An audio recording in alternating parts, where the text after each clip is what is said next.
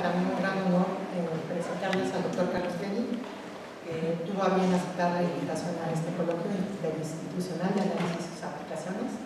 En esta ocasión le toca la facultad. Bueno, y antes de dejarlos en su grata presencia, quisiera leerles una semblanza de su extensa trayectoria académica. El doctor Carlos Koenig obtuvo su doctorado por la Universidad de Chicago bajo la asesoría de Alberto Calderón en 1978.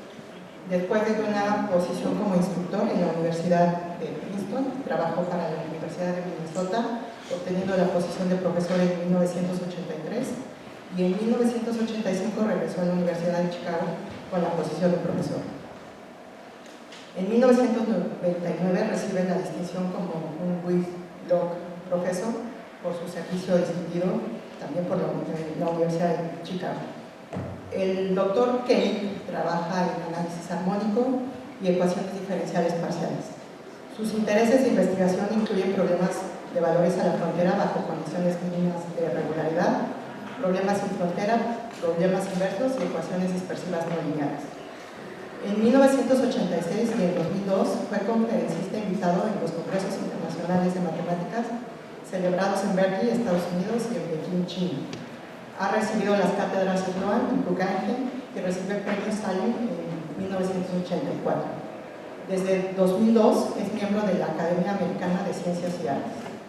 El doctor Koenig ha pertenecido a la Junta de Asesoría Científica del Instituto Americano de Matemáticas.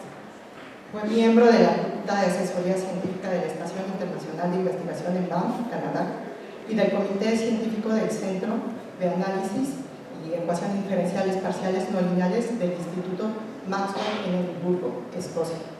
El doctor Koenig también es miembro de varias juntas editoriales y fue editor en jefe de la revista de la Sociedad Matemática Americana. En enero del 2008, la Sociedad Matemática Americana premió al doctor Koenig con el premio Booker por sus importantes contribuciones al análisis armónico, ecuaciones diferenciales parciales y en particular a las ecuaciones diferenciales parciales dispersivas no lineales. El trabajo del Dr. Koenig ha sido muy influyente en el análisis de ecuaciones de la física bajo hipótesis de regularidad mínima.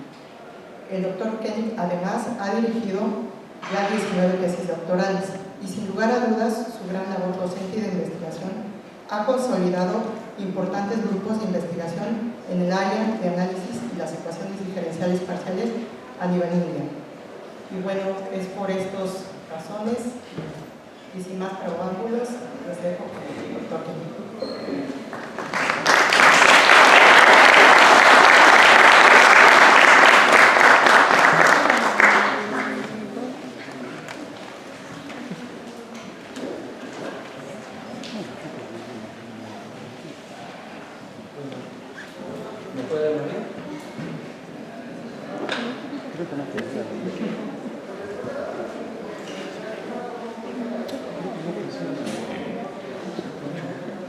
¿Se escucha bien? Bueno, muchísimas gracias por la presentación. Siempre un gran gusto estar en América. Es una hermosa oportunidad de estudio. El título que había dado originalmente es un poco diferente del que está presentado allí, pero es sobre el mismo tema. Este título es Simplificación en ecuaciones en derivadas parciales. ¿No se oye? ¿Ahora? Okay. Quizás me quedo aquí. Va a ser más fácil. ¿Funciona así? El título es Simplificación en ecuaciones derivadas parciales, lineales y no lineales. Voy a explicar qué es lo que significa este tipo. El análisis de Fourier y las derivadas y las ecuaciones en derivadas parciales están entrelazados desde sus comienzos en la labor de Joseph Fourier a principios del siglo XIX. En su famoso estudio de la teoría matemática de conducción del calor, publicado en 1807, Fourier derivó una ecuación, la ecuación del calor, que describe el flujo de calor en una barra unidimensional a partir de la ley de enfriamiento del mundo. Esta ley dice que el flujo de calor a través de un punto es proporcional al gradiente de temperatura en ese punto. Me disculpo por las referencias en inglés, pero es muy difícil escribir todo esto en español después de tantos años fuera de Hispanoamérica. Pero estoy haciendo la traducción simultánea.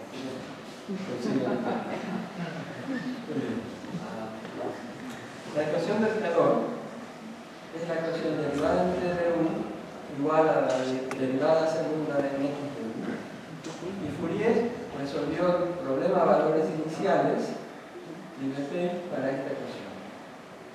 Eso quiere decir que, dada una condición inicial, la temperatura inicial en una barra finita y cuyos extremos están mantenidos a temperatura constante, Fourier calculó la temperatura de la barra en cualquier punto del futuro.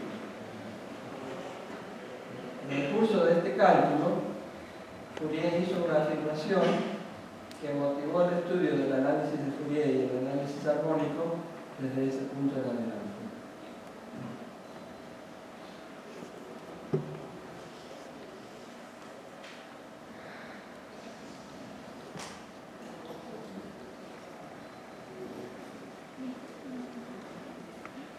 La afirmación de Fourier fue la siguiente. Toda función f, definida en menos pi, sin importar cuán caprichoso es su grafo, puede ser representada como una suma infinita de funciones trigonométricas. Es decir, que f de x puede escribirse como una suma para n entre menos infinito y más infinito de c sub n por e a la i en x. Más aún, Fourier dio una receta para calcular el coeficiente c sub n, que es 1 sobre 2pi, la integral entre menos pi y pi de e a la menos i en x, f de x diferencial x. Esta afirmación de Fourier fue muy controvertida, porque las funciones e a la i en x son funciones buenas, en el sentido de que son lisas. Y entonces, ¿cómo es posible que una función mala, que tenga muchos puntos de discontinuidad, por ejemplo, o de falta de diferenciabilidad, pueda ser representada como su suma? Entonces, esa fue la paradoja que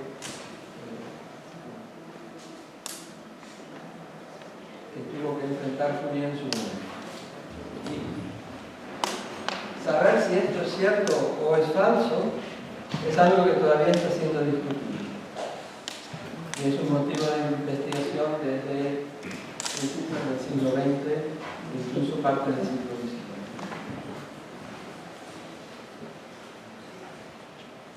Aun cuando la afirmación de Fourier es falsa, para todas las funciones f y todos los puntos x, el método de Fourier funcionó. Y rápidamente dio un número de aplicaciones muy importantes. Aquí hay un ejemplo de algunas de ellas.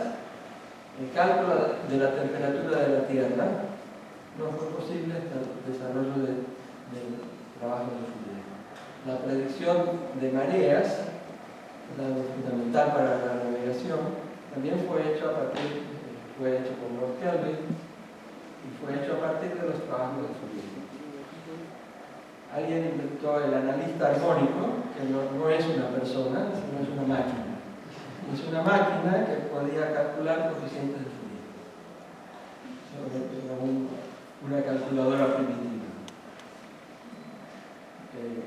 La otra gran conquista de esta teoría fue la construcción del cable transatlántico, que permitió comunicarse a Europa con América.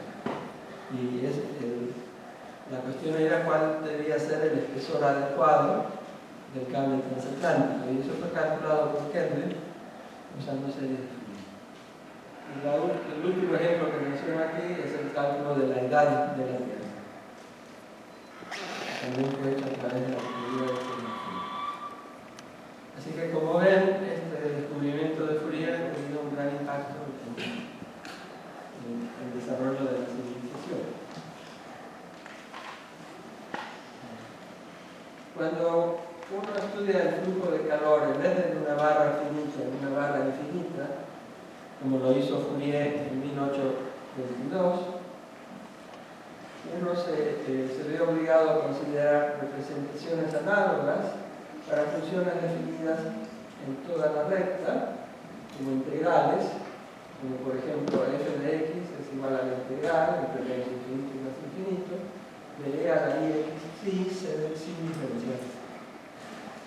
Y además uno puede ver fácilmente que la fórmula para c de psi, y esto va a ser cierto, debe ser c de psi, f sombrero de psi, f gorro de psi, la transformada de de psi en el lenguaje actual, es 1 sobre 2pi e a la menos i x psi, f de x diferencial.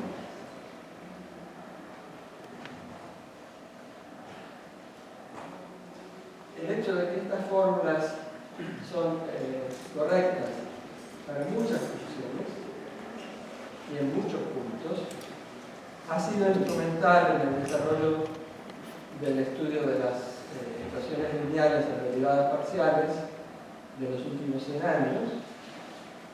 Y como ejemplo doy el de la ecuación del calor que escribimos antes. Este es un ejemplo de ecuación diferencial en derivadas parciales. La idea básica de Fourier, por la cual introdujo esas representaciones, es que para resolver el problema de valores iniciales para la ecuación del calor, si uno parte de la fórmula f de x es igual a e a la i x psi c de x de xi, y usa el hecho que la ecuación del calor es lineal, es decir, que la ecuación para una solución, para dos soluciones y para su suma siempre es cero, entonces es fácil de ver que es suficiente estudiar el problema de valores iniciales para el dato e a la i x psi, solamente para este dato, en vez de para todas las funciones. Esta idea también se extiende a dimensiones superiores, y para el caso de la ecuación del calor, si f de x es e a la i x psi, entonces es fácil de ver, por cálculo, que la solución es e a la i x psi, e a la menos t psi cuadrado sobre 2. Eso lo podemos comprobar simplemente derivando. Una vez que uno conoce esta solución, que es lo que llamamos una onda plana, porque sus líneas de nivel son planos, uno puede conseguir la solución general por superposición de estas soluciones por una suma o una integral. Y esta es la simplificación a la que yo me refería para ecuaciones diferenciales lineales de evolución. En vez de tener que resolver el problema de valores iniciales para todos los datos, es suficiente conocer a las ondas planas. Luego uno hace la superposición sobre todas las frecuencias y encuentra la solución. Pero, como todos sabemos, el mundo no es lineal. Los fenómenos físicos son no lineales. Y en esto, por supuesto, para poder usar la integral y pasar de una solución a su suma, uno tiene que tener una ecuación lineal. Y esta es uno de los motivos fundamentales por los cuales las ecuaciones no lineales son muy complicadas. Y por eso buscamos una simplificación. Entonces ahora voy a abandonar las ecuaciones lineales y pasar a las ecuaciones no lineales.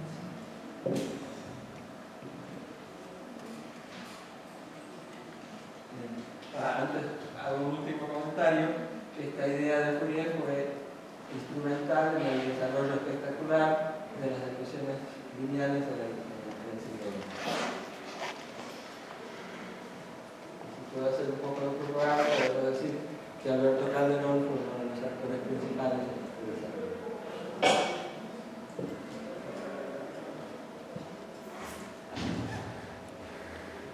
Así que, como dije antes, en esta charla, en el resto de esta charla, me voy a concentrar en una clase de ecuaciones no lineales. Las ecuaciones no lineales vienen de muchas variedades y de muchos sabores, y cada cual tiene su propia metodología. Entonces no es posible desarrollar una teoría general para todas las ecuaciones diferenciales no lineales. Así que uno debe elegir un cierto grupo. Y el grupo que yo voy a mencionar aquí son las ecuaciones dispersivas que aparecen en conexión con fenómenos no lineales de propagación de ondas.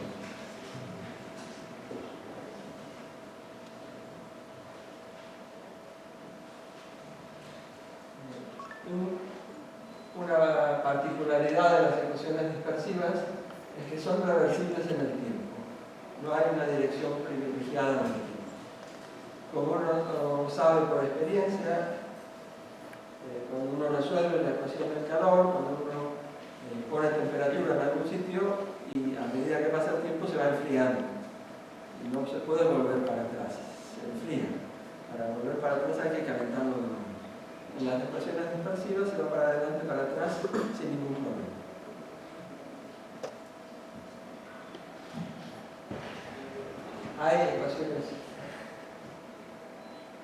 Hay ecuaciones dispersivas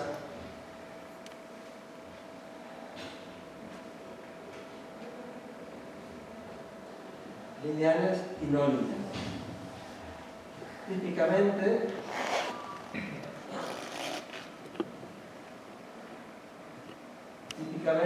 tienen una energía que se conserva y eso da lugar a una estructura hamiltoniana. Les doy algunos ejemplos de dónde pueden aparecer estas ecuaciones. El primer ejemplo viene de las ondas de agua. También aparecen en óptica, en el estudio de los láseres, el ferromagnetismo, en elasticidad no lineal, en física de partículas, en relatividad general y como flujos geométricos en geometrías de Kähler y de Minkowski. Estas ecuaciones han sido estudiadas extensivamente en los últimos 40 años y, en mi opinión, esta área es una de las más excitantes en las ecuaciones diferenciales hoy en día. Pero, a pesar de que el estudio extensivo ha sido en los últimos 40 años, estas ecuaciones fueron introducidas por primera vez en el siglo XIX.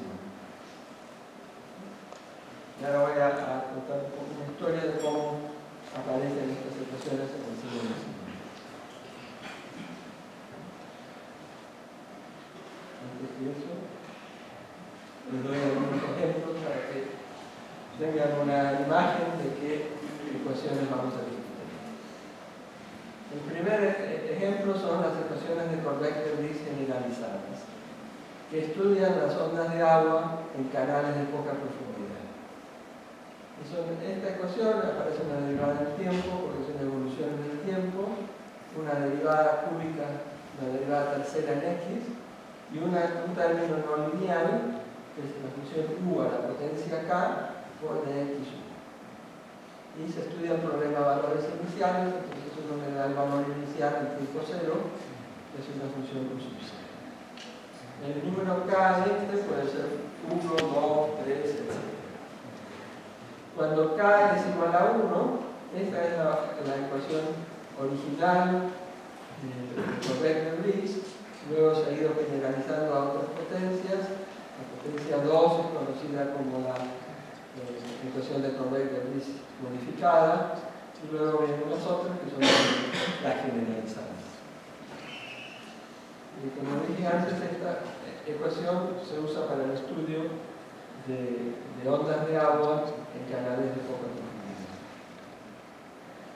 La segunda familia de ecuaciones son las ecuaciones de Schrödinger no lineales, que aparecen en óptica, en el estudio de láseres y el ferromagnetismo. Esta también es una ecuación de evolución, aparece la unidad imaginaria I multiplicando la derivada del T de U, más el laplaciano de U, más U a la P menos 1 por U, que es la parte no lineal, y se estudia con el signo más y el signo menos. Y esta es una ecuación en mayores dimensiones. Las dimensiones espaciales que pueden ser cualquier tipo. Cuando uno estudia las ecuaciones de Schrödinger, uno estudia funciones a valores complejos, como indica la presencia de la I. En el caso de la ecuación de Cornell-Lewis, uno la estudia para valores reales. Funciones a valores reales.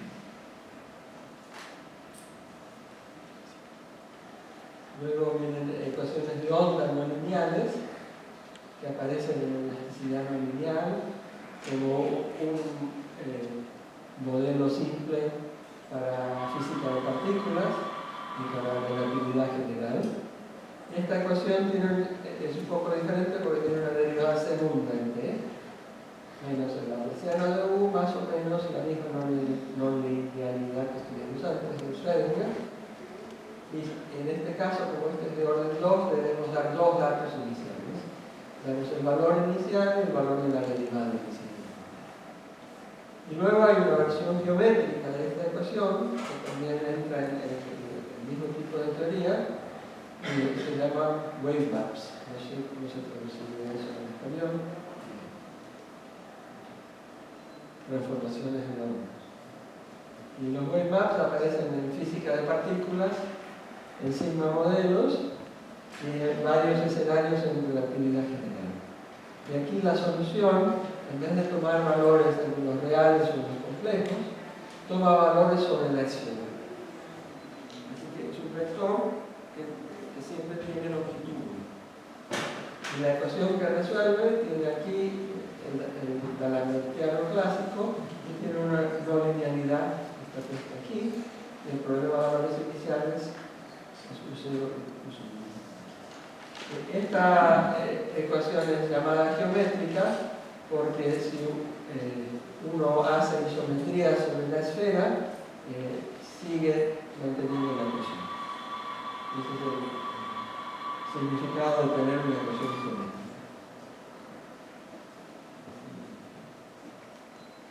Estos últimos días estuve muy fascinado trabajando en esta ecuación.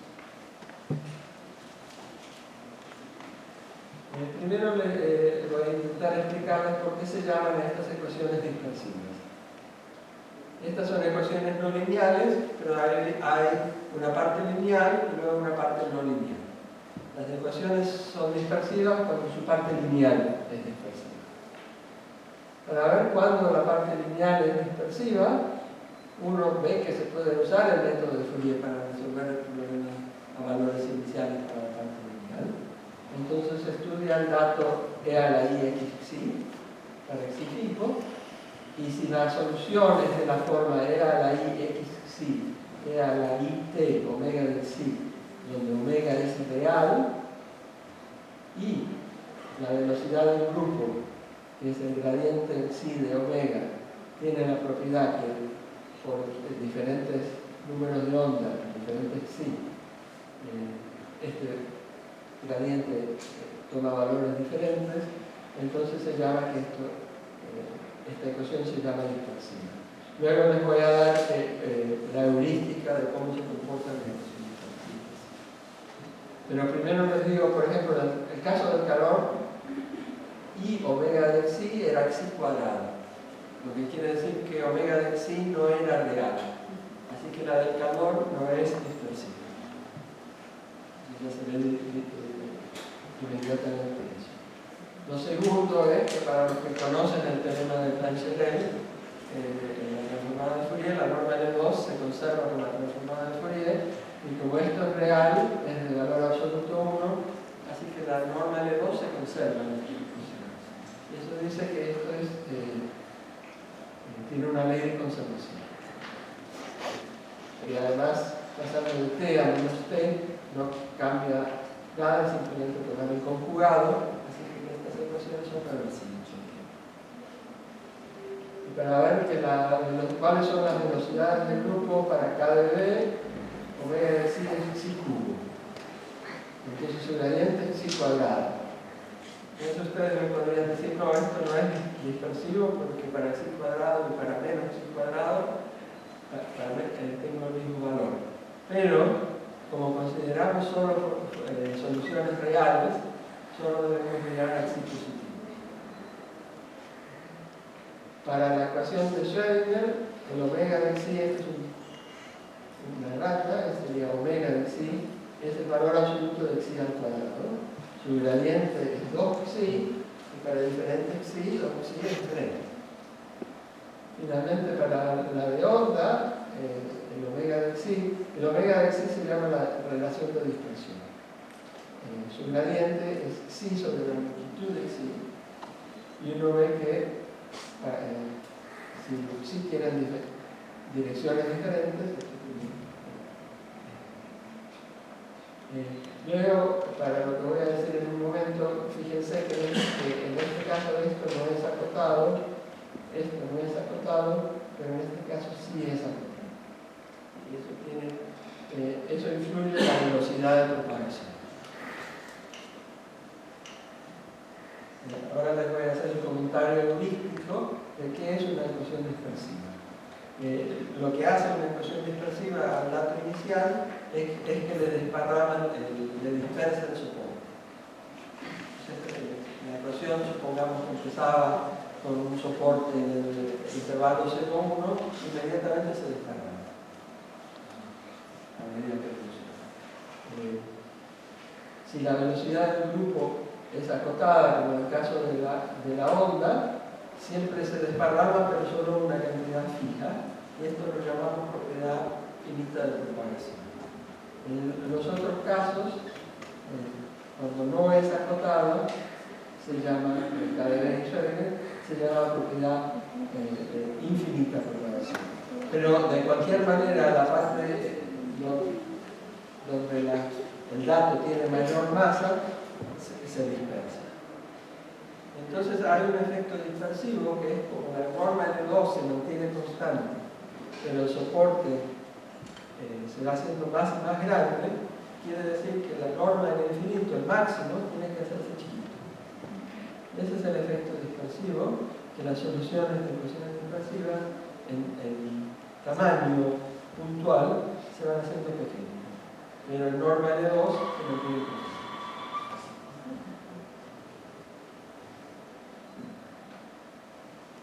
Lo interesante que pasa es que en las versiones no lineales hay soluciones que se propagan no dispersivamente, es decir, que su soporte no se desparrama.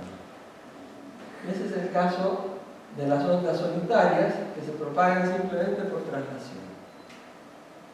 Hay soluciones para la ecuación de Corbett-de-Vries que son el mismo perfil, simplemente trasladado en el tiempo. El hecho de que estas soluciones existan ha sido un misterio desde el siglo XIX. La historia es verdadera. John Scott Russell, un ingeniero escocés, primero observó por primera vez una onda solitaria propagándose en un canal en Escocia y la persiguió a caballo. Él iba a caballo y la onda seguía y seguía y seguía, y él reportó su descubrimiento a la Real Sociedad. Pero sus observaciones fueron vistas con mucho escepticismo por dos famosos matemáticos de la época, Airy y Stokes, porque sus teorías de propagación de ondas de agua eran lineales. Y en una teoría lineal no había lugar para las ondas solitarias.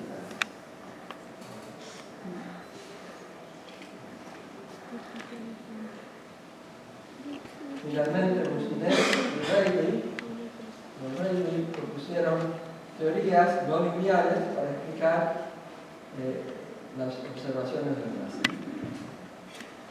En particular, Boussinet descubrió que luego fue llamado la ecuación de Corbett-de-Vries, que fue formulada en 1895. Y ellos la formularon para describir ondas de agua de poca profundidad, como la observaba Russell.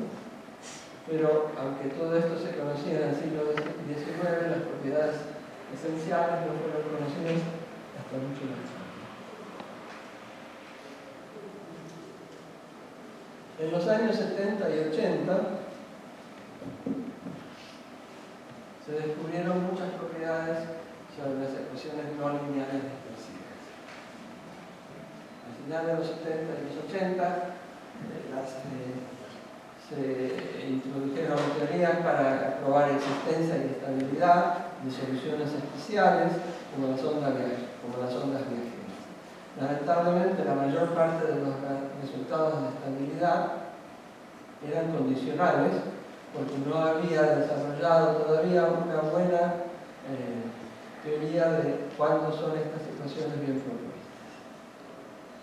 Al final de los 80 y los años 90, con Ponce y Vega, introducimos el estudio sistemático de la maquinaria del análisis de Fourier moderno para estudiar las ecuaciones lineales asociadas, y luego usamos estas propiedades lineales perturbativamente para extender esas propiedades a las ecuaciones no lineales, y de esta manera se pudieron justificar los cálculos condicionales que habían sido hechos antes. Las técnicas resultaron con un cuerpo de técnicas muy grande, en el que hubo muchos refinamientos y extensiones. Voy a mencionar los trabajos de Jean Bourgain, Carretao, Daniel Tataro, y Taylor Macedón y muchos otros. Y con estas técnicas uno fue capaz de resolver muchos problemas que habían estado abiertos por mucho tiempo. Esto dio teorías muy satisfactorias para el estudio de los problemas a valores iniciales para tiempo corto, probar que estaban bien propuestos con datos en espacios de Sobolev, y para datos pequeños que estaban bien propuestos globalmente en el tiempo. Y fue en este momento que una noción de criticalidad está ligada al reescalamiento que fue emergente.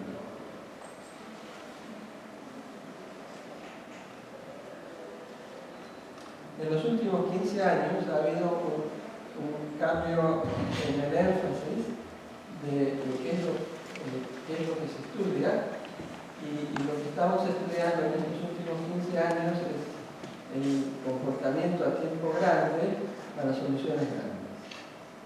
Y las cosas que están en delantera ahora son la exclusión en tiempo finito, la existencia global, lo que se llama scattering.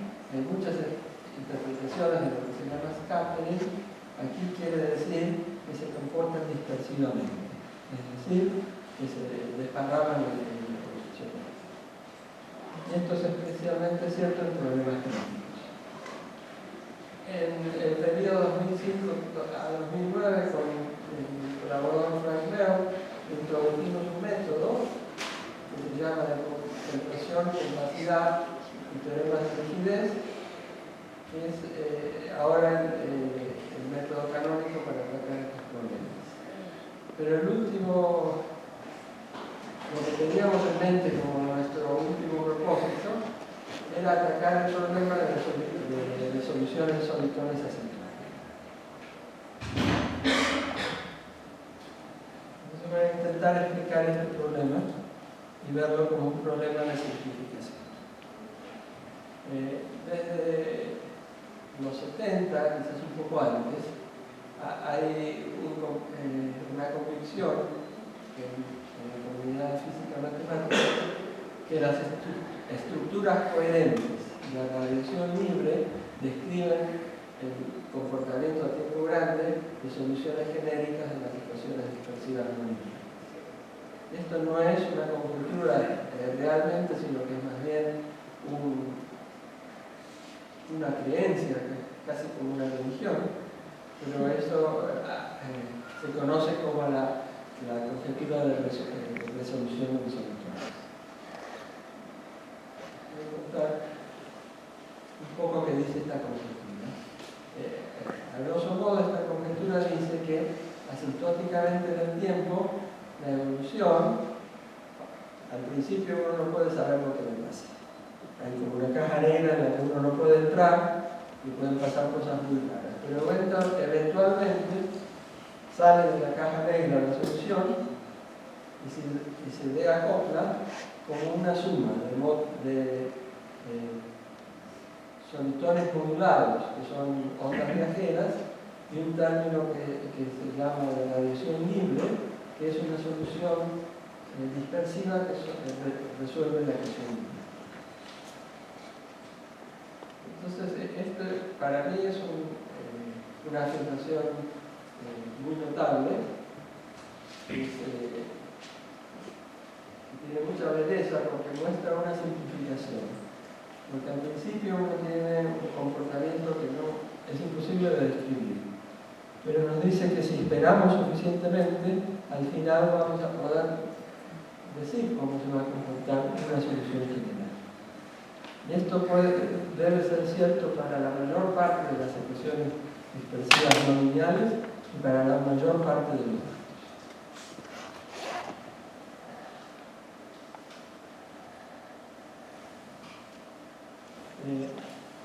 La historia de cómo fue encontrada esta conjetura tiene que ver con el desarrollo de la computación como herramienta para matemática teórica. La matemática teórica comenzó a usar sistemáticamente la computación, probablemente a través del trabajo en Los Álamos, en la creación de las primeras bombas atómicas. La primera formulación de la conjetura de resolución de solitones fue detectada por un experimento numérico de Kruskal y Zabusky, y observaron que para la ecuación de KdV, por medio de una simulación numérica, si uno toma un par de ondas solitarias, que son soluciones no normativas, y las hace evolucionar de manera que choquen, luego del choque reemergen separadas como ondas solitarias, de la misma forma que tenían antes. Y ese fue el cálculo de Kruskal y Zabusky. Y este cálculo fue hecho para explicar resultados que eran nadie podía entender, que aparecen en la simulación numérica pionera hecha por Fermi, Pascal y Ulam en Los Álamos. La simulación fue hecha en 1952-53. El trabajo fue escrito en un reporte de Los Álamos en el 55, cuando Fermi ya no vivía. Ellos querían hacer una simulación de una cuerda vibrante con un término no lineal acoplado. Le acoplaron un término cuadrático y un término cúbico. Y ellos, para hacer la simulación de eso, decidieron encontrar un modelo en un retículo que se les validó. Y ellos esperaban que iban a encontrar que las soluciones se comportaban aleatoriamente. Pero encontraron que había un fenómeno de cuasi periodicidad en algunos sources. Y esto fue explicado por este trabajo porque Kruskal dedujo que si uno mira ese retículo y hace que el diámetro del retículo tienda a cero, la ecuación sobre el retículo tiende a la ecuación de Fourier de X. Y con el experimento que hicieron ellos, la explicación es que este par de ondas solitarias que colisionan y luego se vuelven a reencontrar es la explicación de las soluciones cuasi periódicas de Fermi Pascal. Bueno. Así que de alguna manera el avance en la computación y el hecho de que la gente decidió hacer simulaciones numéricas trajo la conjetura de números de soluciones simultáneas. Esta conjetura es uno de los altos grados en el tema. Hace muy poco ha sido establecida solamente en regímenes perturbativos, o para algunas ecuaciones integrables, como la KdB, es decir, la potencia K igual a 1, la no linealidad, y la cúbica de Schrödinger en una dimensión. Y estas ecuaciones integrales se pueden reducir a una colección de ecuaciones lineales. Y para estos casos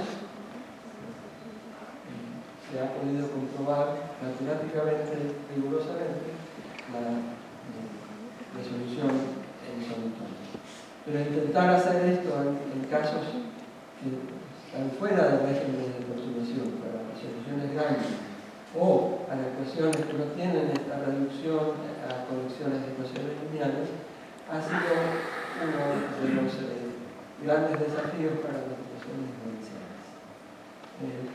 Hasta recientemente esto se consideraba imposible.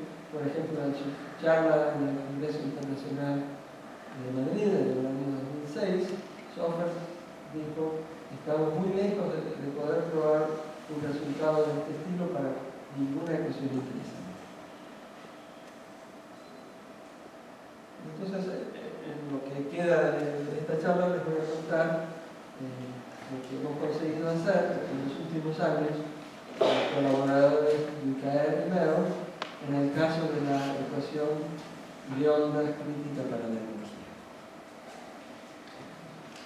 que resultó ser un modelo muy apropiado para cualquier grupo de estudiantes. Primero les voy a intentar explicar por qué se espera que haya esta resolución funcional. ¿Cuál es la intuición física y numérica que se ha observado? La relajación en el infinito a una estructura coherente aparentemente sucede porque la radiación libre mueve la energía que está en exceso de la energía de la suma de los solitones al infinito espacial. Entonces en distancias finitas no se la ve más, y esa es la dispersión, y entonces uno solo queda con solitones. Esto se ha visto experimentalmente en marcos muy diferentes, como el de la dinámica de burbujas de gas en un fluido compresible, y como en la formación de agujeros negros en el colapso gravitacional. Así que hay evidencia experimental y numérica de que esto es cierto. Lo que hemos encontrado es una manera de cuantificar matemáticamente cómo ocurre este fenómeno en el caso de la ecuación de la onda crítica para la energía. Entonces ahora voy a pasar a cosas un poco más. Primero les explico cuál es la ecuación técnica para la ecuación crítica para la energía, que está escrita aquí. La no linealidad es muy fácil, le subo a la quinta. La dimensión espacial es 3. Los datos se suponen que tienen un gradiente de cuadrado integrable y la derivada en t que es de cuadrado integrable. Voy a explicar algunas propiedades de esta ecuación. Recuerdan ustedes que la ecuación de la onda tiene propiedad finita de propagación, y esto juega un papel muy fuerte en lo que vamos a ver. Esa propiedad de propagación finita es heredada por la ecuación de onda. Esta es una ecuación focalizante, y eso quiere decir que la parte lineal, que es esta aquí, y la parte no lineal, tienen signos opuestos. El laplaciano es un operador de signo negativo, esto viene con un menos, así que esto es positivo, y este también va con signo positivo, así que estos dos términos compiten entre ellos y pelean, porque tienen signos opuestos. Tienen la misma fuerza porque se reescalan de la misma manera. Ahora les voy a explicar explicar qué quiere decir.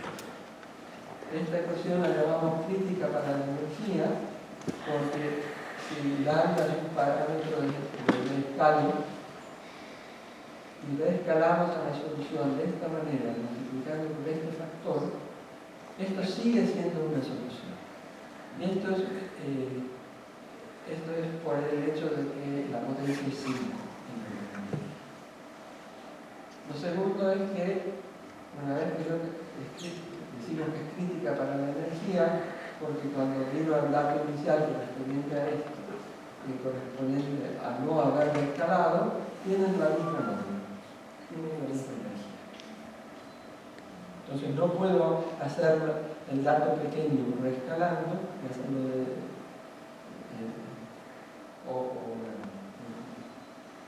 invariante con las dilataciones. Y esta es la noción de criticalidad de la que hablamos. Hay una energía conservada por esta ecuación, que es esta. Y lo que pueden observar, esto quiere decir que es conservada, quiere decir que para todo tiempo tiene el mismo valor. Y lo que es interesante ver es que aquí tenemos un signo menos. Entonces estos términos compiten y puede haber energía negativa. Y eso refleja el efecto focalizante del que hablé en la transparencia. Pero esta ecuación, por el efecto focalizante, tiene soluciones que no dispersan. La parte lineal es dispersiva, pero hay soluciones que no dispersan. Por ejemplo, las soluciones de la ecuación elíptica asociada, que es la laplaciana de Q a la quinta, son soluciones de la ecuación de onda porque las derivadas de T son cero. Y estas soluciones no cambian de forma con el tiempo, entonces no se dispersan. Y hay muchas más soluciones que esta, pero esta es la más conocida. Esta es la solución de esta ecuación que tiene menos energía. Y es conocida explícitamente. ¿Por qué es conocida esta solución explícitamente? Porque esta ecuación juega un papel muy importante en geometría, en el estudio del problema de Yamabe. El problema de Yamabe dice que si uno tiene una variedad compacta, es posible transformar la métrica conformemente para que la curvatura sea constante. Y esto fue probado por una serie de trabajos de Logan, Trudinger, hasta que Riksen finalmente resolvió el problema completamente. Y la solución de este problema depende específicamente de las propiedades de esta ecuación y en la forma de esta solución. Y esto también juega un rol en lo que estamos estudiando. Esta es la única, es la solución de menos energía, y por eso se llama ground state, el estado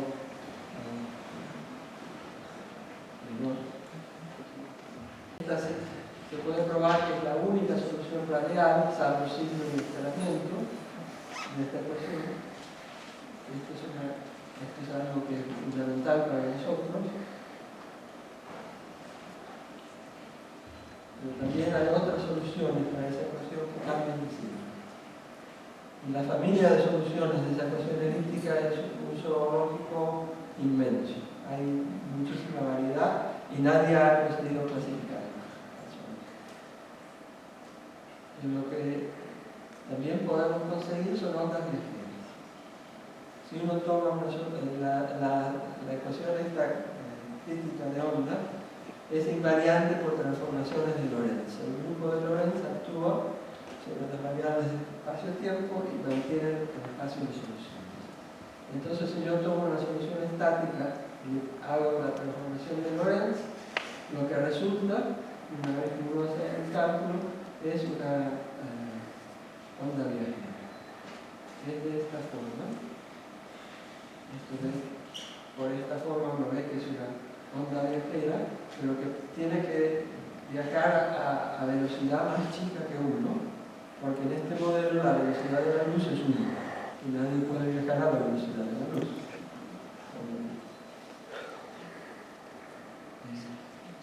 En el caso de que L tenga esta forma, lo que siempre se puede lograr después de una rotación del espacio, esta es la fórmula. Les doy una fórmula para que vean que son fórmulas concretas. Y un teorema que hemos probado con el KRL, que estas son las únicas soluciones, estas son las únicas ondas vectoriales.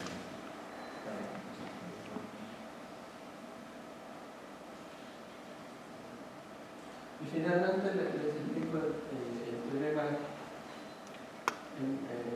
de solución de solutones, es decir, el teorema de simplificación, que está escrito aquí.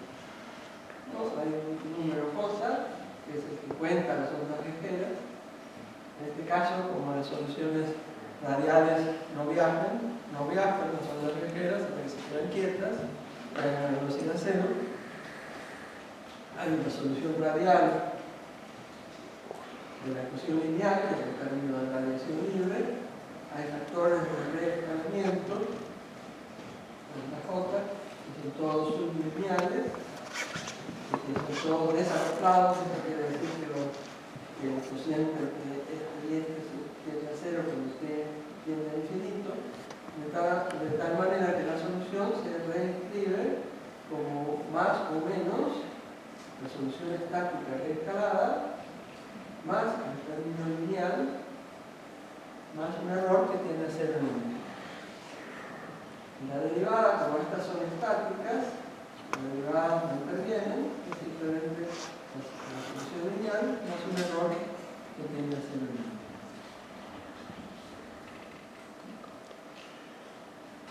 Una consecuencia particular de este teorema, es interesante de notar, es que una vez que tenemos esta descomposición, eso nos dice que la norma de energía de esta solución no puede crecer infinitamente,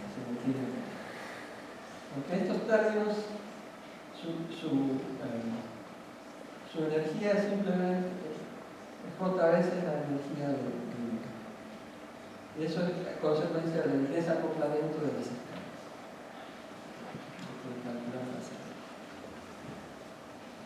Para concluir, les muestro lo que hemos podido probar hace un poquito en el caso no radial. Un poco más largo, pero voy a intentar explicarlo después. Tomamos una solución no radial, pero le exigimos de entrada que su norma no crezca. Entonces encontramos un número J, una solución lineal, pero ahora podemos encontrar la descomposición solamente para una sucesión de tiempos que tiende al infinito, que la elegimos muy bien, no para todo el tiempo.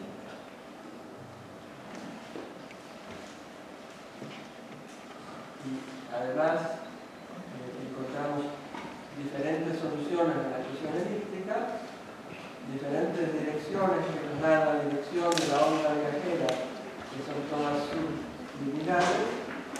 Encontramos escalas que están desacopladas, posiciones, porque ahora no hay un origen, sino que todo se traslada, y que están todos desacoplados, y todos quedan estrictamente dentro del cono de luz, y hay una relación entre los tiempos, los centros donde van a estar escalados, donde están centrados las ondas solitarias en unas viajeras y la dirección de propagación.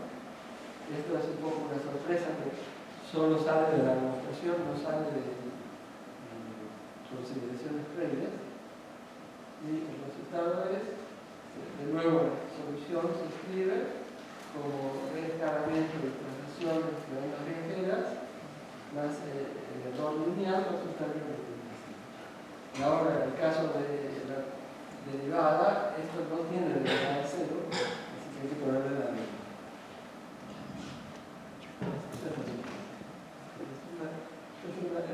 El caso no radial es bastante complejo.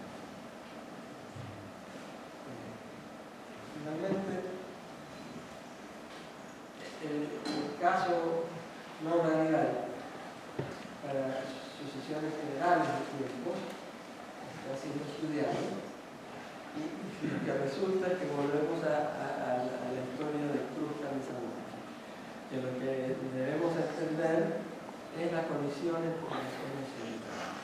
Y aquí pasa algo que es muy interesante, que es un accidente muy interesante.